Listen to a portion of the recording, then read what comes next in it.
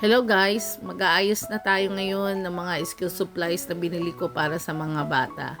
Ito nga yung mga bag nila na kung saan hindi na ako bumili ng bago kasi maganda pa, nilabhan na lang.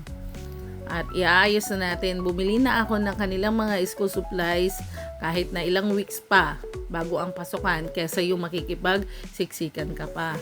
At ngayon nga, ito na yung mga notebooks, school supplies ni Matt.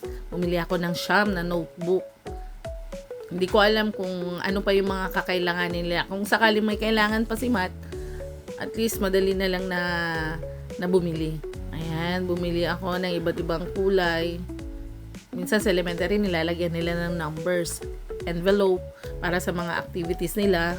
Yan, lapis na Mongol, baka naman Mongol, and eraser. Yan po yung mga binili namin.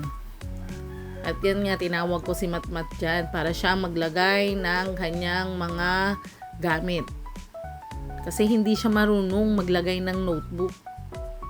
Kaya kadalasan, napakagulo ng kanyang notebook. Ang daling masira. Natatanggal na yung cover. Ilang buwan pa lang, sira na. Hindi umaabot ng buong taon eh. Sabi ko, dahan-dahanin niya. Oh, tingnan nyo yung way niya. Pinagsasabihan ko dyan. Pangiti-ngiti lang siya eh. Tinuturo ko sa kanya yung paano way. O yan, ilalagay pa niya yung buong karton ng lapis. Sabi ko, isa lang. Paano kung nawala lahat? Di wala na. At yun nga, yung lumang pencil case, di naman sila maarte. Kung ano yung meron, yun na. Basta maayos. At dyan niya rin nilalagay. Ewan ko ba sa batang to, hindi natatanggal sa kanya yung laruan na suklay. Dala-dala niya palagi. May sharpener naman siya. Hanapin ko lang, nilagay ko dun sa cabinet eh. At yan, papel. Dinamihan ko na yung pagbili ng papel para pag kailangan niya, agad-agad meron. At yun nga, sabi niya, excited na ako, pumasok.